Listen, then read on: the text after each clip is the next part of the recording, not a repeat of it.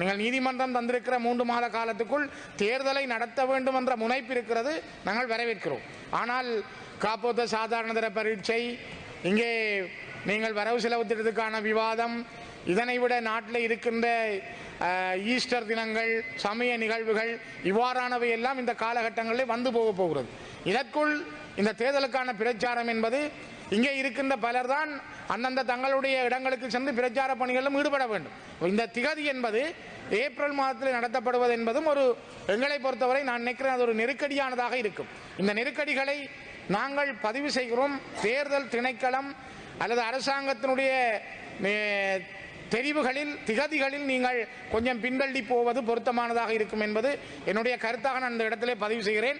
மிக முக்கியமாக இந்த ஊராட்சி மன்ற தேர்தல்களில் வருகின்ற எண்ணிக்கை, சாதாரணமாக ஒரு பாராளுமன்ற தேர்தல் அல்லது ஒரு மாகாண சபை தேர்தல்களில் 5% குறைவான வாக்குகளை ஒரு கட்சி பெற்றிருந்தால் அல்லது ஒரு சுயேட்சை குழு பெற்றிருந்தால் அது கணக்கிலே எண்ணுவதற்கு எடுக்கப்படுவதில்லை. ஆனால் பிரதேச சபைகள், இந்த ஊராட்சி மன்ற தேர்தல்களில் 5% குறைவான வாக்குகளை ஒரு சுயேட்சை குழுவோ கட்சியோ பெற்றிருந்தால் அவை எண்ணப்படுகின்றன. அவ்வாறு எண்ணப்படுகிற பொழுதுதான் இந்த மேலதிக உறுப்பினர்கள் என்ற விடயம் இந்த ஊராட்சி மன்றங்களிலே மிகப்பெரிய பிரச்சனைக்குரிய விடயமாக மாறுகிறது. ஏன் இலங்கையிலே பாராளுமன்றத்திற்கும் மாகாண சபைக்கும் இருக்கிற அந்த 5% நடைமுறை என்பதை ஏன் இந்த ஊராட்சி மன்ற தேர்தலில் அரசாங்கம் பின்தள்ளி வைக்கிறது? ஏன் அந்த திருத்தத்தை உங்களால் அதிலே கொண்டு வர முடியாமல் போனது? நாட்டிலே எல்லா தேர்தல்களுக்கும் ஒரு சட்டம் இருந்தால், அது ஜனாதிபதி தேர்தலாக இருந்தால், மாகாண சபை தேர்தலாக இருந்தால், பாராளுமன்ற தேர்தலாக இருந்தால் 5% ஆக குறைந்ததாக இருக்கிறது. ஆனால் ஏன் இந்த ஊராட்சி மன்ற தேர்தலில் ஒரு பிரதேச சபைக்குள், ஒரு நகர சபைக்குள், ஒரு மாநகர சபைக்குள் 5% குறைவான வாக்குகளை பெறுகின்ற சுயேட்சை குழுக்கள் கட்சிகளுடைய வாக்கை எண்ணுவதில்லை என்பதை, அதை ஏன் இந்த திருத்தமாக அதுக்குள் வரவில்லை என்பது எங்களுக்கு இருக்கிற கேள்வி. இதை இந்த திருத்தமாக நீங்கள் கொண்டு வந்திருக்கலாம். இது ஒரு சின்ன விஷயம். இன்றைக்கு 3/2 பெரும்பான்மையோடு நீதிமன்ற கட்டளையின் பிரகாரம் நீங்கள் வாக்கெடுப்பின் மூலமாக இந்த சட்ட மூலத்தை நிறைவேற்ற வேண்டும் என்பது இருக்கிற பொழுது இந்த சின்ன விடயங்களும் உள்ளீர்க்கப்பட்டிருக்கலாம். ஆகவே கௌரவ பிரதி சபாநாயகர் அவர்களே, ஒரு ஊராட்சி மன்றங்கள் என்பது அடிப்படையில் அந்த மக்களுடைய வீதிகள், மக்களுடைய கழிவகற்றல், அந்த கிராமங்களுடைய வளர்ச்சி, மக்களுக்கான அடிப்படை தேவைகளை சொல்லுகின்ற ஒரு மிக முக்கியமான நிறுவனமாக அமைந்திருக்கிறது. கிட்டத்தட்ட அது ஒரு குட்டி அரசாங்கம்.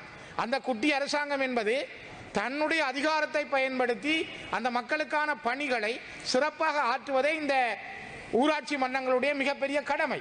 இந்த ஊராட்சி மன்றங்களுடைய கடமையைத்தான் மக்கள் முகம் பார்த்து வாக்களிக்கிறார்கள். இவர் செய்வார், இவர் இதுக்கு ஆற்றுவார், இவர் இந்த பணியை செய்வார் என்ற விடயத்தை அவர்கள் கையாளுகிறார்கள், மக்கள் விரும்புகிறார்கள்.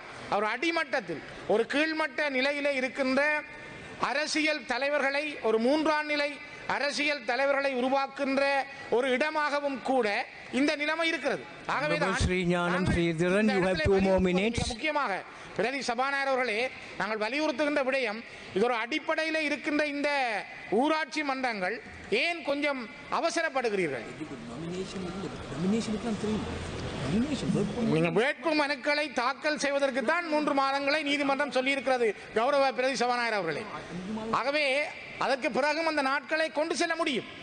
இது ஏன் இந்த அவசரமான ஒரு காப்போத்த சாதாரணதர பரீட்சை நடைபெறுகின்ற காலம், அதனை விட இங்கே இருக்கின்ற பல சமய நிறுவனங்களுடைய சமய காலங்கள், அதை விட நோன்பு காலங்கள், இந்த நோன்பினுடைய காலங்கள், இவை எல்லாமே இருக்கிற பொழுது ஏன் இவ்வளவு தூரம் அவசரப்படுகிறீர்கள்? இந்த நிலைமையிலே கொஞ்சம் மாற்றங்களை கொண்டு வரலாமா என்று கௌரவ பிரதி சபாநாயகர் அவர்களை நான் உங்களையும் கேட்பதோடு அரச கட்சி சார்ந்த பிரதிநிதிகளையும் கேட்கிறேன். தயவு செய்து இந்த விடயத்திலே அவசரம் இல்லாமல் சேர்க்க வேண்டிய சில திருத்தங்களையும் சேர்த்து இந்த ஊராட்சி மன்ற தேர்தலுக்கான ஒரு கால இடைவெளியை, காப்போத்த சாதாரண 10 நாளாக இருக்கலாம், ஆனால் கிட்டத்தட்ட அவர்கள் 10 ஆண்டுகள் படித்துத்தான் 10 நாள் சோதனை எழுத போகிறார்கள். 10 ஆண்டு ஒரு மாணவன் படித்த பரீட்சையை 11 ஆண்டுகள் காத்திருந்து எழுத போகிற பரீட்சையை பிரச்சாரத்துக்காக போகின்ற நபர்கள் குழப்புவார்களாக இருந்தால் அவனுடைய 11 வருட வாழ்க்கையை யோசித்து பாருங்கள். 10 நாள் பரீட்சை என்று நாங்கள் குறிப்பிட்டு சொல்ல முடியாது. ஆக இது ஒரு 11 வருட வாழ்க்கையினுடைய தொடர்ச்சி தான் அந்த காப்போத்த சாதாரண பரீட்சை.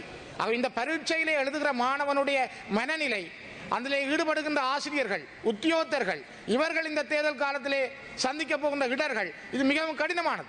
அதே போலதான் நாங்கள் இந்த வரவு செலவு திட்டத்துக்காக பாராளுமன்றத்துக்கு வந்திருக்கிறோம். இனி நாங்கள் திரும்பி இந்த ஊர்களிலே சென்று இங்கே ஒரு முறையான பான்மை ரீதியாக இந்த வரவு செலவு திட்டத்தில் பங்கு கொள்வதா, அல்லது விவாதங்களில் பங்கு கொள்வதா, அல்லது நாங்கள் பிரச்சார நடவடிக்கைகளில் பங்கு கொள்வதா? தயவு செய்து பிரதி சபாநாயகர்களை சிந்தியுங்கள். இது ஒரு மிக முக்கியமானது. இந்த விடயத்திலே இந்த திகதியை கொஞ்சம் மாற்றம் செய்யுங்கள். எண்ணப்படுகின்ற வீதத்தில் அந்த 5 வீதம் என்பதை யோசியுங்கள். இதிலே உறுப்பினர்களுடைய எண்ணிக்கை கூட வட்டாரங்களுக்கு முக்கியத்துவம் கொடுங்கள். வட்டாரங்களில் வெல்லுகின்ற கட்சி அந்த சபையை கையில் எடுத்து ஆட்சி அமைக்கக்கூடிய வல்லமை கொண்டதாக இருக்க வேண்டும். மேலதிகமாக நியமிக்கப்படுகின்ற பிரதிநிதிகள் அதற்கு குழப்புகின்றவர்களாக மாறக்கூடாது என்பதையும் நான் இந்த இடத்திலே கேட்டுக்கொள்கின்றேன்.